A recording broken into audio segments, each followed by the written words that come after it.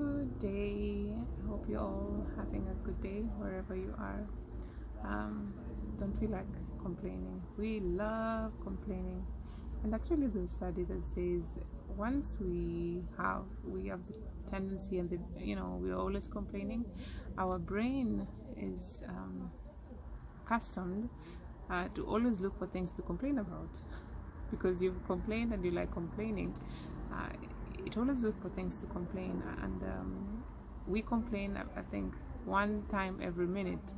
So if we're in a conversation, it's actually been studied that we humans complain, every minute we are complaining, because of the things that we hoped for and haven't come.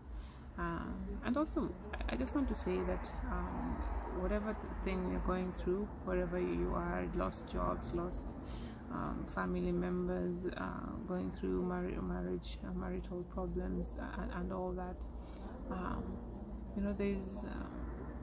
this situation will not look the same. Maybe one day from now, those who their prayers are answered within a day, 1 month from now, 6 months from now, 3 years from now, 10 years from now, 20 years from now.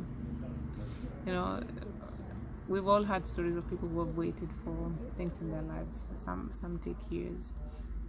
So no situation is ever permanent. But my encouragement is, let's not wait until things are rosy for us to be grateful, or for us to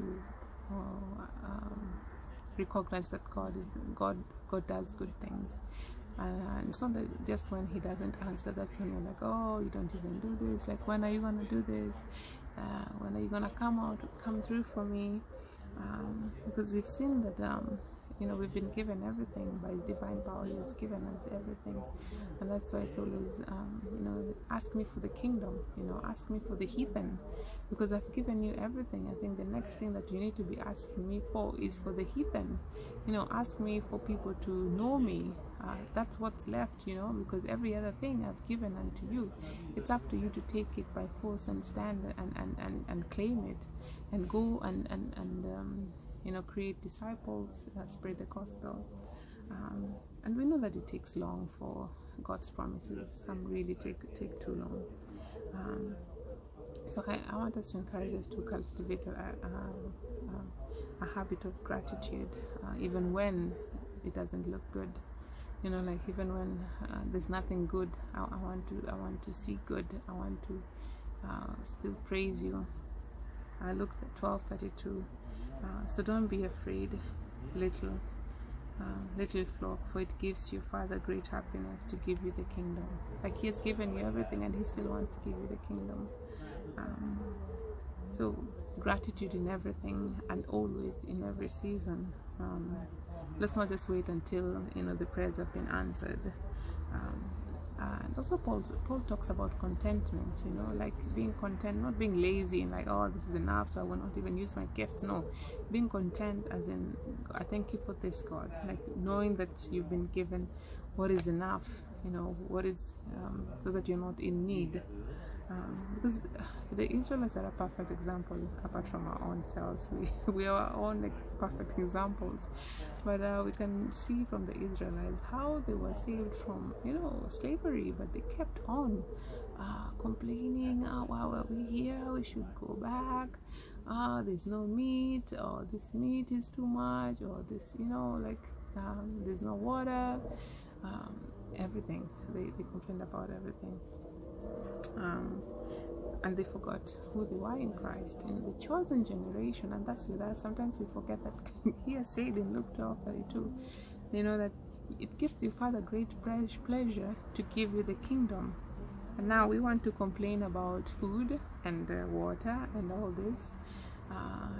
Not that when we don't have it, but when we even have it, when we have so much, we still want to complain about these things that are not even needs, and then we see also in Exodus 15:20 that that's when Aaron and Miriam sing for joy, and not sing for joy, but they exclaim like, oh, who among the gods is like you, Lord? who is like you, majestic in holiness, awesome in glory, working wonders. You know, it's a rhetorical question because there's no one like him. But now it's like, oh, their eyes are finally opened. Who is like you? You know, you opened the seas and the enemy is swallowed in it. So it's finally when they all see that, that's when they start like, oh, who is like you, God? And the same lips were the ones that were, cursing and complaining, murmuring about the things that had not come yet. Encouragement as we end is Philippians 2:14-15. Do all things without complaining, disputing. So let's not be a generation that keeps complaining even when we have everything that we want and everything that we need, everything that has been given to us, including the kingdom. We should be asking for the heathens, so that we can draw men and women unto his kingdom, just like we have been drawn to his kingdom. I hope you'll have a good rest of the day, and God bless. We'll see you again. Bye bye.